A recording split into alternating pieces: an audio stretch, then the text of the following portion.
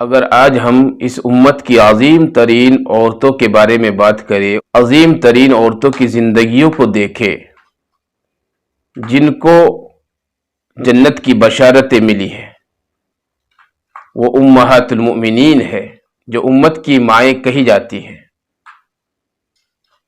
انہوں نے ایسی مثالی زندگی گزاری ہے، ایسی مثالی زندگی گزاری ہے کہ ان کو جنت کی بشارتیں مل گئی، عزت، دولت، شہرت اللہ نے ان کو عطا کی۔ تو ہماری مائیں بہنیں جو ہے ان کو چاہیے کہ امہات المؤمنین جو امت کی مائیں ہیں ان کی زندگیوں کو پڑھے، ان کی زندگیوں کو پرکھے، ان کے حالات کو، ان کی سیرت کو غور سے سنیں۔ سب سے پہلے بات کر لیتے ہیں حضرت خدیجۃ الکبریٰ رضی اللہ تعالی عنہا کی، جو سب سے پہلی امت کی ماں ہے، وہ سیدہ خدیجۃ الکبریٰ رضی اللہ تعالی عنہا ہے۔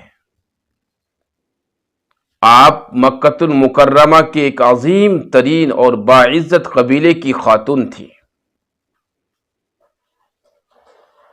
اللہ تبارک و تعالی نے آپ کو بہت زیادہ دولت دی تھی، شہرت، عزت، مال، دولت، یہ ساری چیزیں اللہ تبارک و تعالی نے آپ کو عطا کی تھی۔ اور یہی نہیں، عقل اور سمجھ بھی اللہ تبارک و تعالی نے آپ کو بہت زیادہ عطا کی تھی۔ اللہ رب العزت نے ان کو اخلاق حمیدہ سے نوازا تھا، اچھے اخلاق، اچھے عادات، اچھے اطوار، اچھے طریقے، ان تمام چیزوں سے اور ان تمام باتوں سے اللہ تبارک و تعالی نے حضرت خدیجۃ الکبریٰ رضی اللہ تعالی عنہا کو نوازا تھا۔ چنانچہ آپ کی شادی ہوئی، شادی کے بعد آپ کے شوہر جو تھے، آپ کے خاوند، وہ وفات پا گئے۔ پھر نکاح ہوا، پھر ایسا ہی ہو گیا۔ اللہ نے جو آپ کو مال و دولت دیا تھا، حضرت خدیجۃ الکبریٰ رضی اللہ تعالی عنہا اپنے مال کو تجارت میں استعمال کیا کرتی تھی، یعنی تجارت کرتی تھی، خرید و فروخت کیا کرتی تھی۔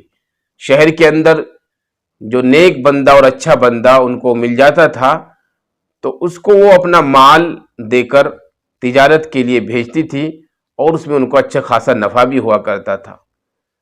تو یہ حضرت خدیجۃ الکبریٰ رضی اللہ تعالی عنہا اس امت کی عظیم ترین خاتون ہے، اور انہی کو سب سے پہلے عورتوں میں اسلام قبول کرنے کا شرف حاصل ہوا۔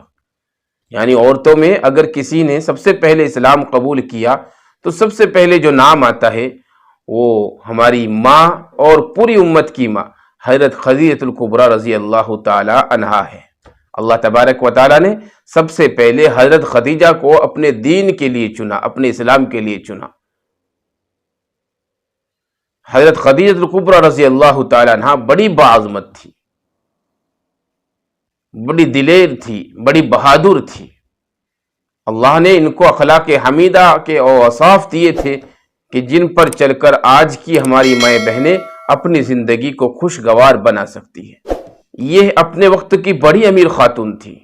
مکۃ المکرمہ کے اندر جو بھی ان کا تذکرہ کرتا تھا یا ان کا نام لیتا تھا تو وہ یہ سمجھتا تھا کہ یہ بڑی باعزت اور مال و دولت والی اور اپنے اندر بڑے فضل و کمال رکھنے والی عورت تھی۔ ان کا لقب طاہرہ پڑ گیا تھا۔ آپ اندازہ لگائیں، غور کریں کہ ایک زمانہ تھا جہالت کا زمانہ، چاروں طرف جہالت ہی جہالت تھی، لوگوں کو زندگی گزارنے کا طریقہ پتہ نہیں تھا، زندگی گزارنے کا سلیقہ بھی پتہ نہیں تھا۔ جہالت میں ڈوب کر لوگ اپنی زندگی کو گزار رہے تھے، اور وہ دور، وہ جہالت کا زمانہ ایسا تھا کہ اس میں عورتوں کو اور بچیوں کو زندہ دفن کر دیا کرتے تھے۔ بازاروں میں عورتوں کی بکری ہوتی تھی، بازاروں میں عورتوں کی قیمتیں لگا کرتی تھی۔ تو ایسے حالات میں، ایسے ماحول میں حضرت خدیجۃ الکبریٰ رضی اللہ تعالی عنہا کو طاہرہ کے نام سے پکارا جاتا تھا۔ اب ذرا اندازہ لگائیں، طاہرہ سے کیا مطلب ہے، طاہرہ سے کیا مراد ہے، طاہرہ کے کیا معنی ہے؟ اس کے معنی ہے پاکیزہ عورت۔ یعنی آپ کو لوگ طاہرہ کے نام سے پکارتے تھے۔ جہالت کے زمانے میں بھی یعنی آپ پاک باز عورت تھی، پاکیزہ عورت تھی۔ تو اللہ تبارک و تعالیٰ نے اس طریقے سے حضرت خدیجہ الکبریٰ رضی اللہ تعالیٰ عنہ کو مقام اور مرتبہ دیا، شہرت دی، عزت دی، دولت دی۔ آج بھی اگر ہماری مائیں بہنیں یہ چاہے کہ ہمیں بھی اللہ عزت دے، شہرت دے، تو ان کو چاہیے کہ جو حضرت خدیجہ الکبریٰ رضی اللہ تعالیٰ عنہ ہے یا اور بھی دیگر امہات المؤمنین ہیں، ان کی زندگی کو پڑھے، ان کی زندگی کو پرکھے اور ان کی زندگی کے مطابق اپنی زندگی کو گزارنے کی کوشش کرے۔ جو یہ میں نے حضرت خدیجہ الکبریٰ رضی اللہ تعالیٰ عنہ کی زندگی سے جڑی ہوئی چند باتیں بتائی ہے، ان کا بتانے کا مقصد یہی ہے کہ ہماری مائیں بہنیں ان تمام باتوں کو غور سے سنیں اور اپنے اندر ان کی سیرت کو لانے کی کوشش کریں، اپنے اندر ان کے طریقے کو نافذ کرنے کی کوشش کریں۔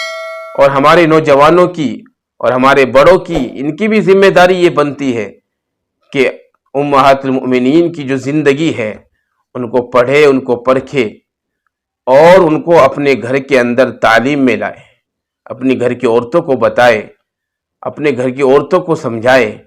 ہو سکتا ہے ہمارے بتانے سے کسی کی زندگی سنور جائے یا کسی کی زندگی میں خوشی آ جائے اور ہمارا بھی بخشش کا سامان بن جائے۔ اس لیے میرے عزیز بھائی اور بہنوں، ہم تمام کے لیے آج بہت ضروری یہ بات ہو گئی ہے اور لازمی بھی بات ہو گئی ہے کہ ہمیں صحابہ کرام رضوان اللہ تعالی علیہم اجمعین کی زندگیوں سے درس لینا چاہیے، سبق لینا چاہیے۔ اور امہات المؤمنین جتنی بھی ہماری مائیں گزری ہے، جو ہمارے نبی صلی اللہ علیہ وسلم کے ازواج مطہرات تھی، ان کی زندگی کو پڑھیں اور ان کی زندگی کے مطابق اپنی زندگی گزاریں۔ یقیناً میری ماؤں بہنوں، یہ بات طے شدہ ہے، اگر ہم امہات المؤمنین کے طرز پر اپنی زندگی گزاریں گے تو ہماری زندگی میں خوشگواری آ جائے گی، ہماری زندگی میں خوشی آ جائے گی اور ہماری زندگیوں میں سکون حاصل ہوگا۔ اور سب سے بڑی دولت یہ ہے کہ اللہ تبارک و تعالیٰ ان کی برکت سے ہماری دنیا بھی چمکائے گا اور ہماری آخرت بھی چمکائے گا۔ دنیا میں بھی ہمیں سکون دے گا اور مرنے کے بعد بھی انشاءاللہ ہمیں سکون دے گا۔ امید ہے کہ یہ بات آپ تمام حضرات کی سمجھ میں آ گئی ہوگی۔ آخر میں اپنی ماں بہنوں سے گزارش کرتا ہوں کہ ان باتوں کو بڑے توجہ کے ساتھ سنیں، غور سے سنیں اور ان کو اپنی زندگی میں لانے کی کوشش کریں۔